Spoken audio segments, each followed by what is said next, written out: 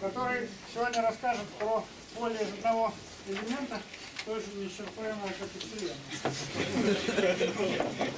Значит, вот это официальные часы, мои часы, я их объявляю официальными. И вопрос, сколько говорить и сколько оставить на вопросы. 50 минут, 40 минут, час, сколько говорить? 50-10. 50. 50-10. 50-10. Ну еще у нас чай, в принципе. Можно чего-нибудь рассказать, а потом попить чай, потом снова рассказать. Хорошо. Вы делаете тут. Значит, первое, я хочу сказать, что я всегда необыкновенно счастлив, видя такое огромное количество молодых лиц с написанным энтузиазмом на лице. Ничего приятнее быть просто не может. Значит, доклад мой называется F1 «Математический объект в поисках определения». Конечно, название Слямзина у названия знаменитой пьесы «7 героев в поисках автора». Вот, но этот сюжет еще, я до того, как начать математику, хочу сказать, что этот сюжет чрезвычайно, мне кажется, интересным по следующей занятной причине. Мы все пришли в математику в то время, когда структура не только, так сказать, аксиоматической пародийной математики, вот то, на что все время Владимир Игоревич сердился, но реальная структура реальной математики начинается с того, что прежде чем что-нибудь изучать, вам выкладывают точное описание, оно может быть в форме определения, или определения плюс аксиом, или еще что-нибудь в этом роде, и потом вы это начинаете изучать. Но, конечно, в истории математики было далеко не всегда так, это довольно позднее приобретение, 20 века, в сущности говоря, хотя, может быть, началось с Кантора, всерьез. Если вы, например, попробуете проследить, как формировалось понятие группы математики, то видно, что там слилось несколько совсем разных струй. Вот была такая какая-то общая идея симметрии. Потом у Галуа, скажем, у него были предшественники, было такое гениальное соображение, что вот, чтобы понять, какие решения можно решать в радикалах, нужно рассмотреть скрытую, спрятанную группу симметрий, потому что каждый корень имеет много значений, мы пишем формулу, мы не видим этого, но надо вот эти вот возможные умножения на корни из единицы каждого включить явно в математическое рассмотрение и так далее. В конце 20 века и в начале 21-го наблюдать этот процесс удается нечасто. И вот это прелестное поле, воображаемое поле F1, это как раз пример того, как такой процесс происходил, может происходить, будет происходить вообще в истории математики, что разные люди по разным причинам, в разных контекстах догадываются, что если бы было что-нибудь вот такое эдакое, в данном случае воображаемое поле из одного элемента, тогда что-то, что мы уже знаем, выглядело бы гораздо интереснее, встроенным в некую систему, может быть, соединилось бы с разными другими известными фактами и так далее. Вот это я примерно хочу рассказать и для вас передать. Значит, начну я с Гаусса, потому что у нас такое количество математики начиналось с Гаусса. Значит, давайте мы начнем с того, что FQ – это стандартное обозначение для поля из Q элементов, где Q степень простого числа. Значит, FQ поле, конечно, с точностью до изоморфизма оно определено, и Q степень простого числа. P простое, m целое большее нуля. Странным образом обозначение Q оказалось более живучим, чем многие другие обозначения в математике. И я начну исторически с 1800 минимум в точности установить, когда Гаусс это придумал. Он придумал, значит,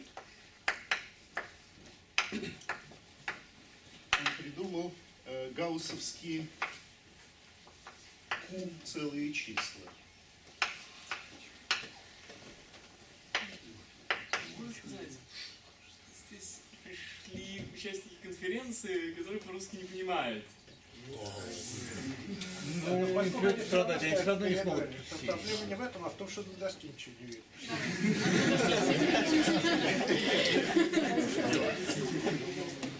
Можешь ходить за мелом? If I'll start speaking in two languages, I will really take too much time. I don't know. Well, but English is understood by everyone. Okay, then I'll be speaking English. Is that okay? Нет.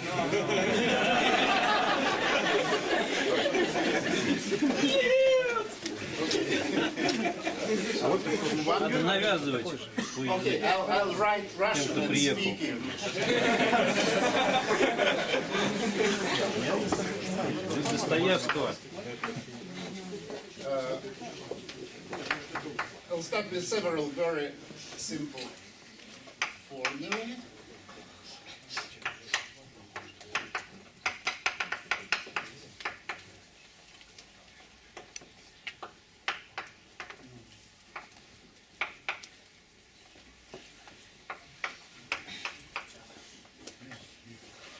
So here,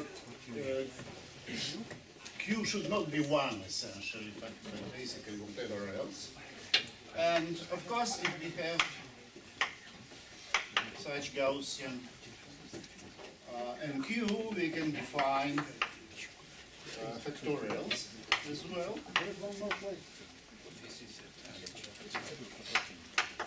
The same formula. 1Q is 1. 0 factorial is 1 as well. And Gauss binomial coefficients.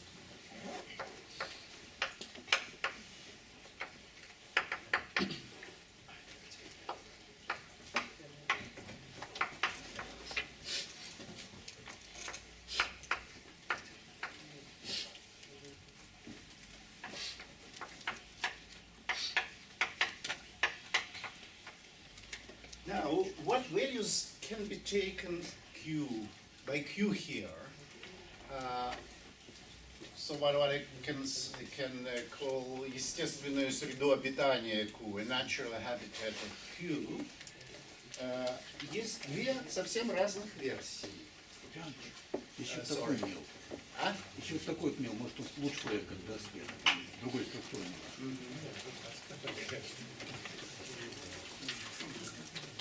So one is in quantum mechanics.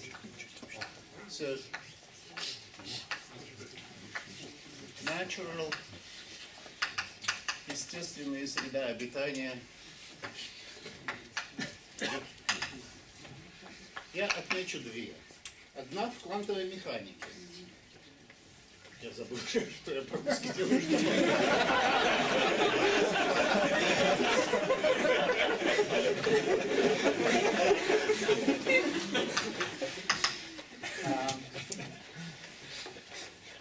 We can write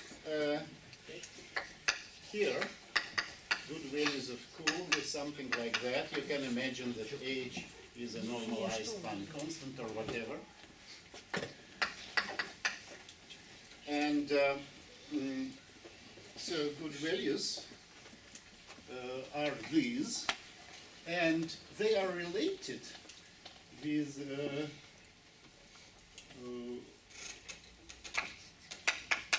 deformed commutator. In any associative algebra where Q lives, we can define this deformed commutator. And it turns out that then,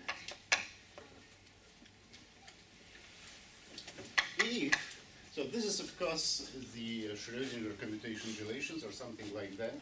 So if they Q-commute in the physical context, then they can be simultaneously, cannot be simultaneously observed. They are kind of complementary, like momentum and position. And if they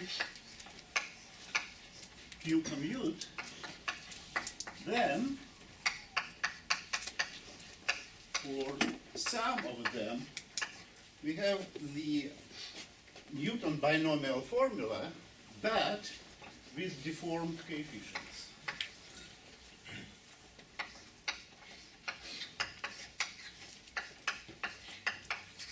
Or maybe yj xn minus g. Okay. So we reconstruct the classical binomial formula, but in non-commutative context, which is very, very close to quantum mechanics, and of course, formulas like that then are used a lot in the theory of quantum groups. What is important to keep in mind here is that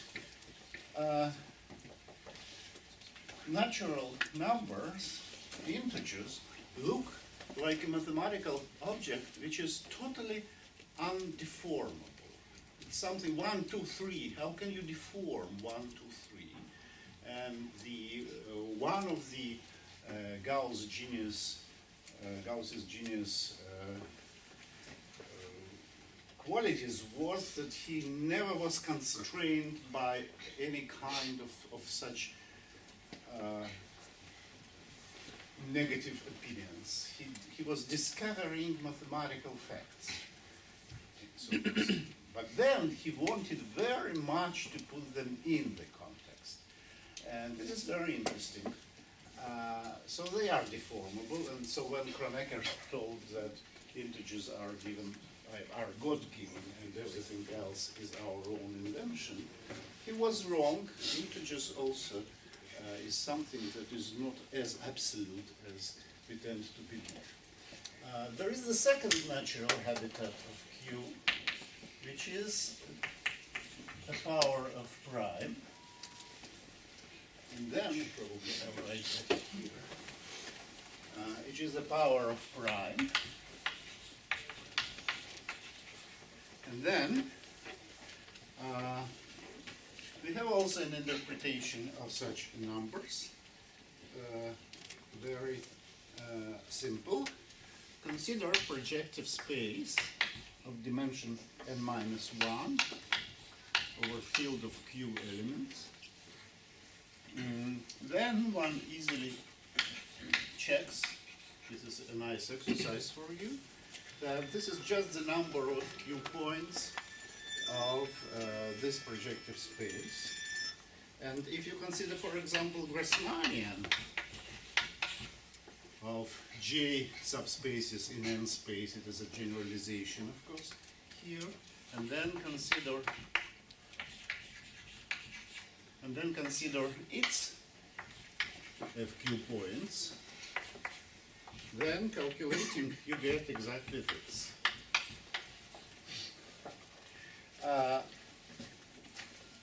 I will omit the further development of this subject, this viewpoint, although it's also extremely interesting, because here at the first plan, at the deformability of classically undeformable objects emerges. But it's not my subject today. So I will start the history of FQ from this formula, F1 from this formula. And so here, passing from 1 Q equal to 1 to more general Q is passage from classical mechanics to quantum mechanics. But it will turn out that here, passage from Q, which is not 1 to 1, is something which is which produces kind of first elementary intuition about F1 field, imaginary field with 1 element.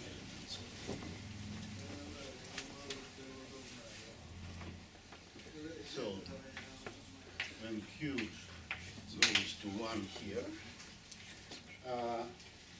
it was remarked by Titz in 1950, made by Titz in 1957, that if we define Pn-1 F1 as a finite set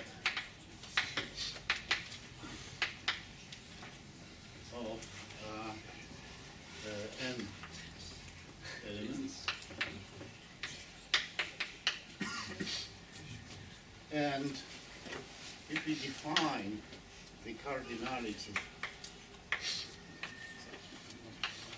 if we define the Grassmannian as the set of finite subsets here, probably non-empty, I don't remember, subsets here or even O, then these formulas become obviously the usual story. By definition here we have n, and by classical calculation here we have just usual binomial coefficient, of course. Right? Subsets of cardinality J. Cardinality J. Thank you. Cardinality J. Right. Okay. Then, of course, elite, which was made by Tits, was okay. Then, obviously, we have the automorphisms group of this as a just automorphism group of this set. Therefore, PGL n minus 1 should be just Sn, because just the, well, okay, the group of automorphisms of a finite set without any other structure, and it is just the symmetric group of elements Sn. And then, probably,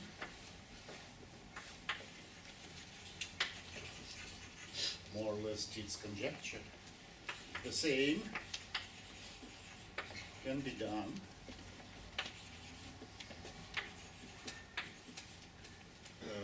окей, I'm again writing English, sorry. Может быть, то же самое можно было бы сделать для...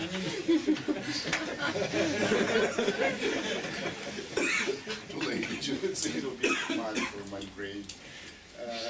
То же самое может быть сделано для других, скажем, классических простых групп над конечными полями.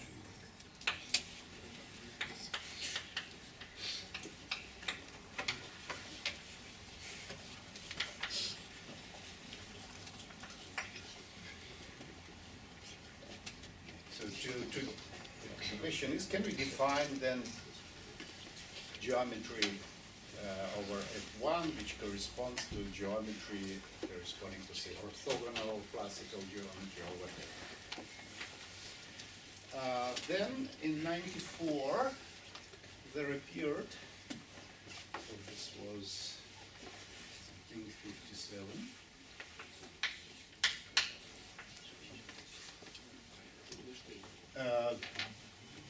Then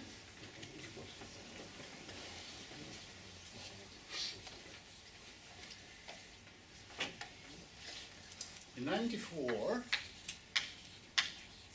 there appeared a short manuscript by Kapranov Smirnov,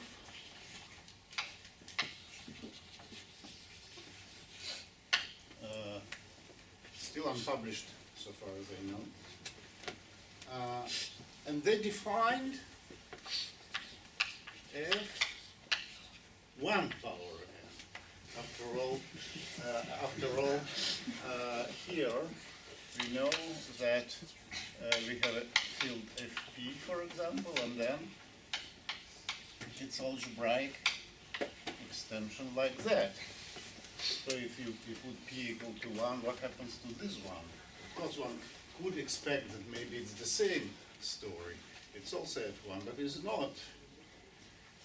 It's something new, namely, the definition was that this is not just a set, but a monoid.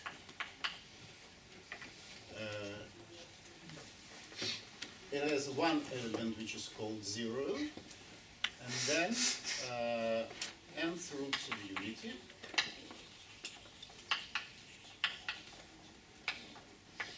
And the underlying structure is multiplication, just multiplication. And they had a very beautiful They had a very beautiful application of this story, or rather, one more fact that was embedded into this story from an unusual viewpoint. Assume that Q is congruent to 1 modulo sum n, and we consider mu n as embedded into f star q. After all non-zero elements here are roots of unity, so we can take this embedding. And then we have a very classical, also due to, in particular, Gauss, started with Lagrange, probably Euler, and so on. Classical, very important number theoretical object, the norm residue symbol. And here, the formula for it is very simple. It's just a power q minus 1 divided by n, which is considered as lying in this manner. Okay, so this is all classical objects. And what new element was introduced by Kapranov and Smirnov is that they could define what is a determinant. After all, we want to define them. We can define them analog of linear spaces, like in this case, in the fixed case. And then any linear space must have linear maps, which are defined by multiplication through roots of unity. And it turned out that they can define also the notion of determinant. And the determinant of multiplication by A is exactly this scale. This is very beautiful, again, because of the context in which it can be embedded, but I have no real time to explain this. You mean for any Q? Hmm? For any Q? For any Q satisfying this condition. For any Q satisfying this condition, yes. Of course, this looks back to Gauss again. Then also in '94, I was giving a lecture course in Columbia, and I have considered there this imaginary F1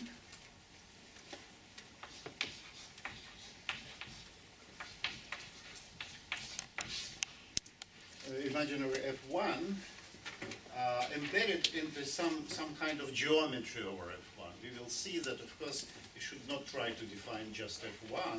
We should define geometries, algebraic geometry over F1.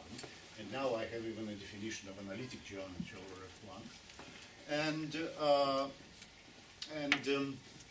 my idea was that if you can define something like spectrum of F1, that could be a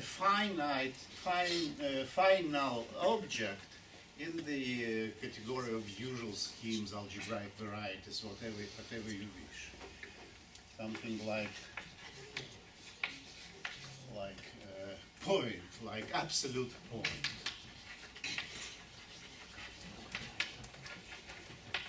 Then we should be able to define things like products over an absolute point.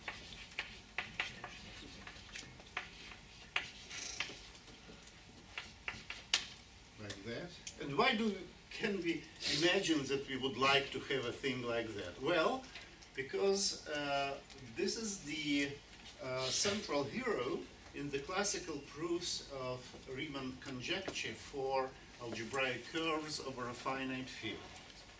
If we consider algebraic curve over finite fields as one-dimensional object over the spectrum of this finite field, and then we have an intersection theory on the product of this curve by itself, then from the properties of this intersection theory, one can prove the Riemann conjecture for the Hasse-Weil function of this curve. So why not try to construct something like that and then to proceed to Riemann conjecture.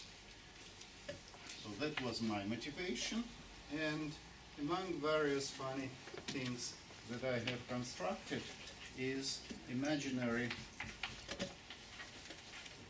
thing that could be called Tate motifs, or this field, zeta function of powers of the Tate or Lefschetz motif. And what amazed me myself was that about zeta function we know that essentially, how do we construct it? Take again a curve or a finite field. What is its zeta function? Okay, we just take all closed points or points defined over finite extensions of the base field, and then construct a certain zeta factor, Euler zeta function, a factor corresponding to such a point. In the case of Riemannian zeta functions, there is a zeta function corresponding to each prime, which is a finite point of C. And then there is also one pretty enigmatic factor corresponding to infinite point, which is traditionally considered as corresponding to the Archimedean metric, and it is more or less gamma factor up to certain slight normalization.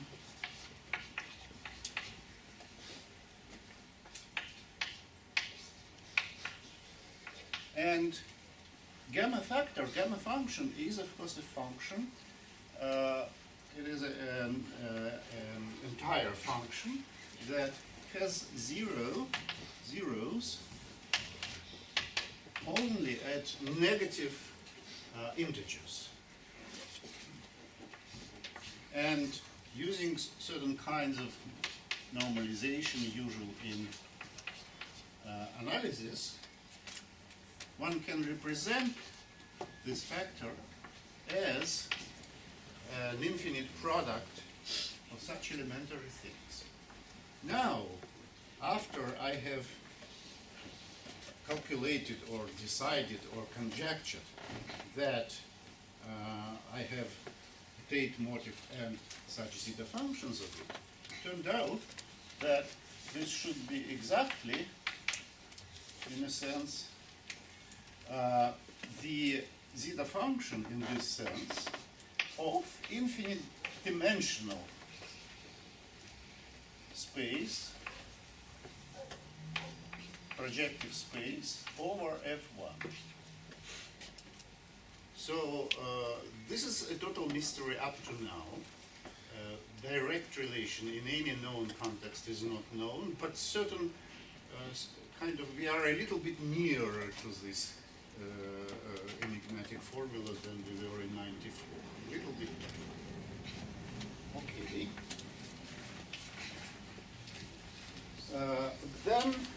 So this was, as I said, the period when we had no definition of F1 or whatever at all, but only kind of very strange coincidences. So now the definition started to appear, and now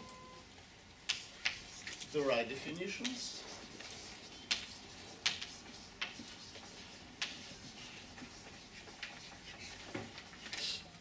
But even too many in a sense.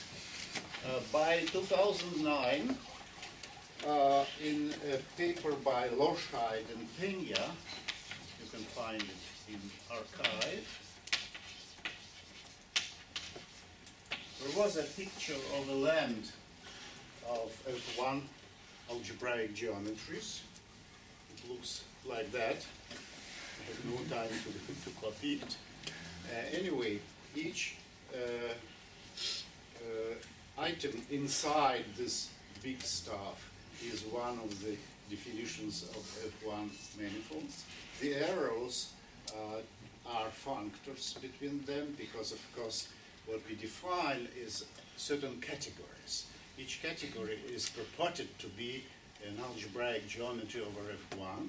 So arrows are, and algebraic geometry, of course, is a category of schemes over F1 and things like that. And these arrows are functors between these schemes. And outside of this map, we have the usual schemes.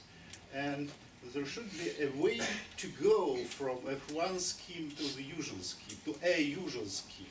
And these are also functors, of course. They are also functors. Which functors? Okay, tensor products by spectrum of Z over F1. So tensor product should be here as well. Good.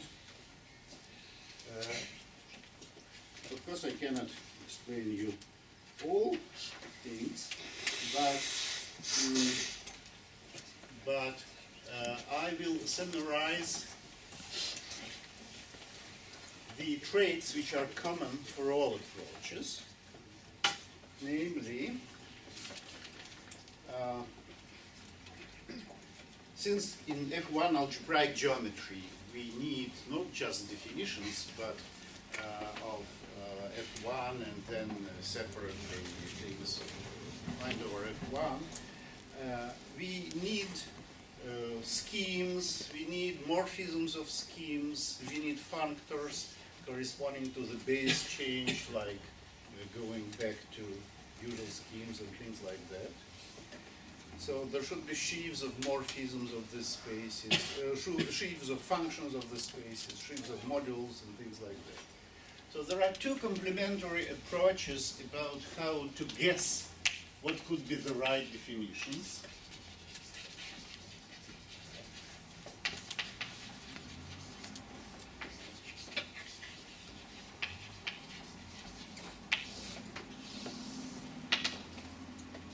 One is this.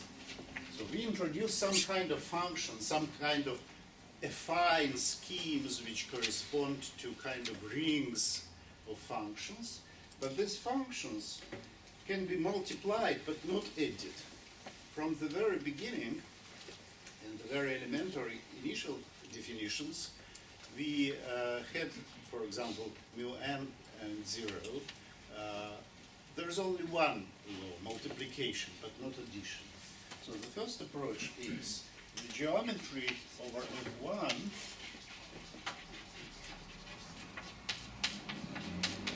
is multiplicative but non-additive.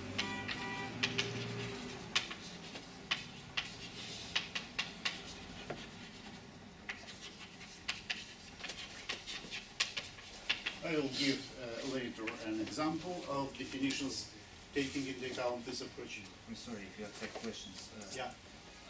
Why would we need, from that point of view, why would we need 0 then? Why can just not throw it away? Well, if you want a ring, kind of a ring, better you better have 0. I can't do things with multiplicative monoids. And You can do a lot, actually. You can forget some things in this definition. You can add some things to this definition. There is a lot of versions. Nobody knows the final version. And another approach is radical, namely, the goal is to take this category, however you have defined it, and then to construct a functor which produces from this category objects of category of schemes by something which is morally multiplication by spectrum of Z over spectrum of H1, morally. So this functor from here to here, and this should be embedded to the usual schemes, is what you should do. But then, of course, as usual in the algebraic geometry, if you want, for example, as it was long ago, even before Andreevine time, if you were imagining that algebraic manifolds are defined over algebraically closed fields, and then wanted to say, okay, but I want also to consider as a part of these varieties those that are actually defined over Q. How do I do it? They'll produce the first answer that survived till our times. We should consider this big object obtained by extension of the field, but then put what he called, or Grothendieck called, descent data on it. Something that in Andre Weil's case was some kind of good action of Galois group. And then to take kind of invariant things. So the idea of the second approach is instead of defining a priori this part and then this part, consider a priori some part of schemes endowed with descent data. And then say that geometric object over F1 is a scheme endowed with certain descent data, and the morphisms over F1 are usual morphisms compatible with descent data. Something like that. So it is a different philosophy, but it works as well. Okay. So as an example of the first approach, Anton Deitmar has written a lot of details. So you just take a commutative monoid, any commutative monoid. Its spectrum is, by definition, is the set of its prime ideals. What is a prime ideal? Well, the same definition as in usual geometry. It is such a subset of commutative monoid that if the product belongs to this prime ideal, then either one factor or another factor belongs to it, and so on. Localization, inverting multiplicative subsets. General scheme is a space which is locally affine, and so on. And then we can lift. So, example of the first type of data. It will allow me to illustrate also the example of the second type of approach. Namely, so you start with a monoid M, commutative monoid, then spectrum of M is the set of primes in M.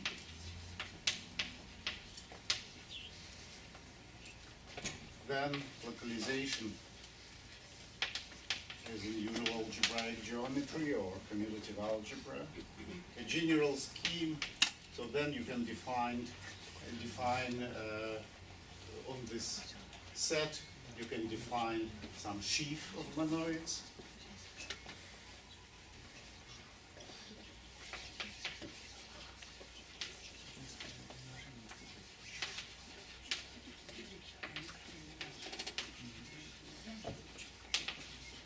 And then a general scheme will be defined as something which is also a space with a sheaf which is locally such an affine scheme.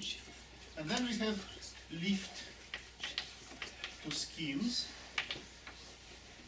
This functor, just if you have such a monoid M, consider its monoidal ring, formal linear combinations, finite linear combinations of n with coefficients in Z, and then take its spectrum.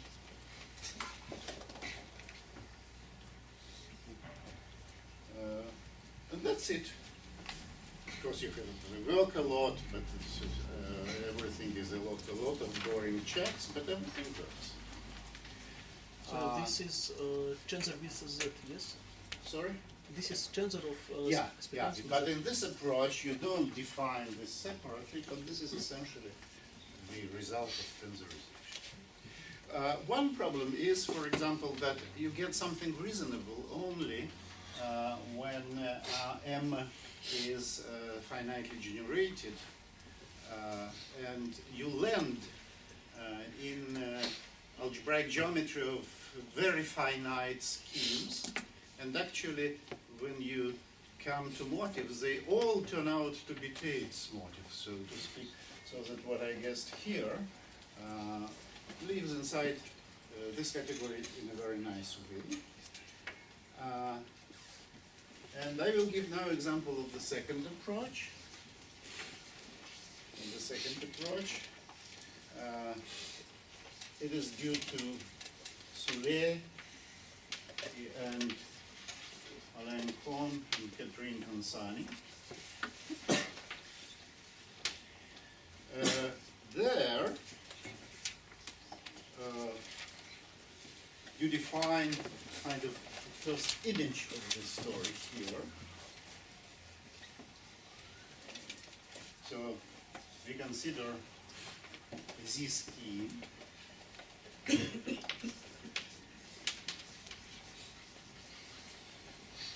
This scheme of finite type, so you call it XZ, and then descent data, the most important part. You should define, you should consider, well, okay, scheme is the same as functor from rings to sets, a representable functor, right? So for any ring, a scheme has points with coefficients in this ring, so to speak, R points. And here, you first of all consider only those R that are direct summands of cyclotomic rings.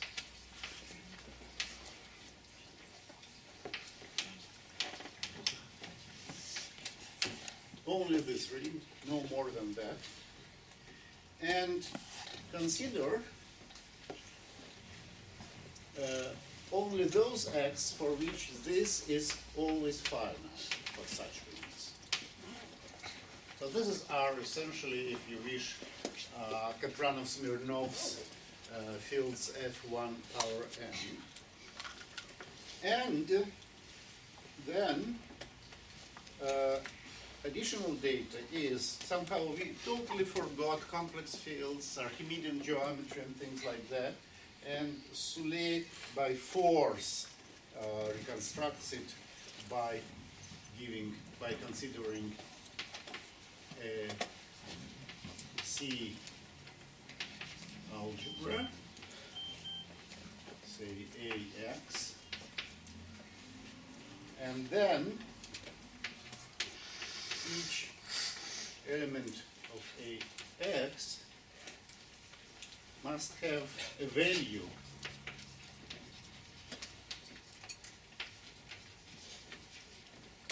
at each pair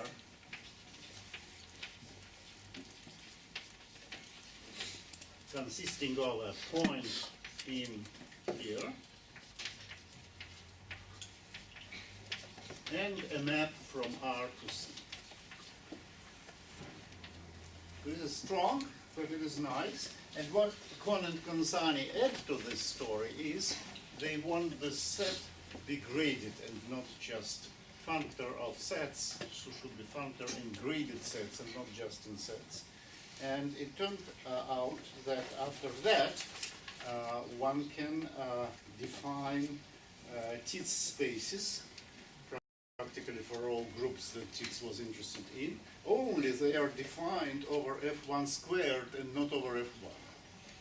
Before this, we didn't know what is algebraic geometry over F1 squared. Now, it turns out that we know it, and Tits program, well, not completed of course, but we have now answer to Tits question. Okay. Do they get all classical groups? I don't remember. Maybe I don't. Rather this way. In the first paper by Kohn and Consani, they didn't get all classical groups. Classical groups, all but not exceptional. Right now, the situation is better, but I don't have enough updated information about what can be done this way. Okay. I want now to add my small contribution of a couple of 3 years ago, which is now, I want to say right away. This does not give an answer to the initial problem how to define tensor product Z and Z over F1. For the following reason: everything that goes well here, smoothly and well, should produce schemes of finite type over Z. But the point is that Z itself is not of finite type over F1, or over F1, and therefore the tensor product, if it does exist in a sense, it cannot be a usual scheme of finite type. It's something living in a larger universe than finite type or Noetherian or whatever, for a very simple reason. Okay, what is the first thought that comes to mind? Okay, Z is monoid with respect to multiplication, after all. Forget about 0 temporarily, then it is freely generated by primes. But there are infinitely many of primes. Euclid already knew that. There are infinitely many primes, so it cannot be of finite.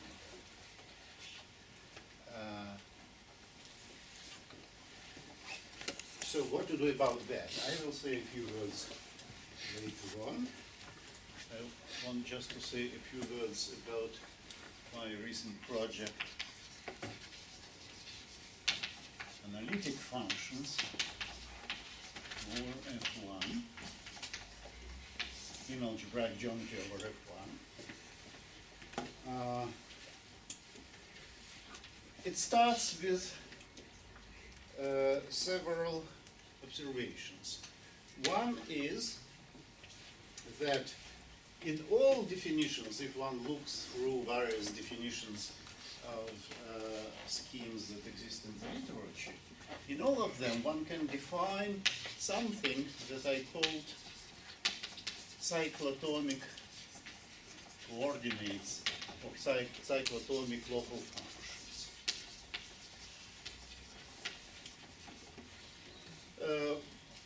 Here it is the simplest case. So here you have an affine scheme usually like that, and then you have elements of monoid which are embedded into this ring. These elements are cyclotomic coordinates by definition. They are closed with respect to multiplication. And I call them cyclotomic, and then looking through Pontonsani and whatever else, I find examples of cyclotomic coordinates. Maybe what is more interesting and what actually aroused my interest in cyclotomic coordinates was that on Z or on spectrum of Z, we also have cyclotomic coordinates. Quite non-trivial, but long ago known. They are the so-called Teichmüller coordinates.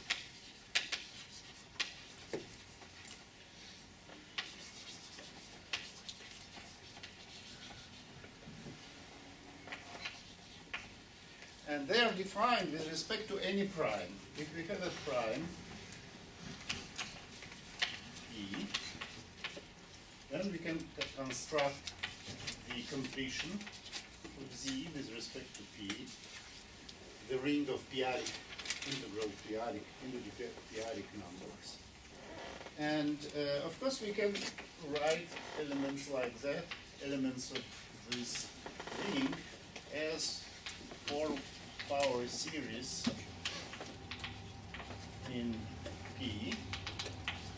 And as for coefficients, you can take any representatives, any set of representatives of Z modulo P.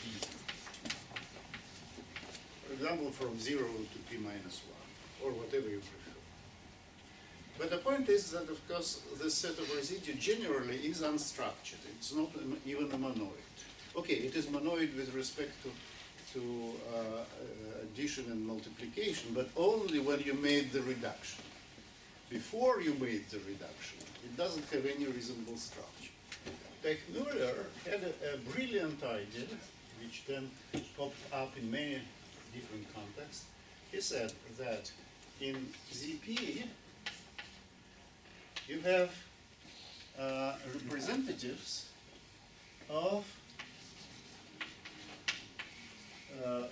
residue classes which are roots of degree p minus 1 of 1.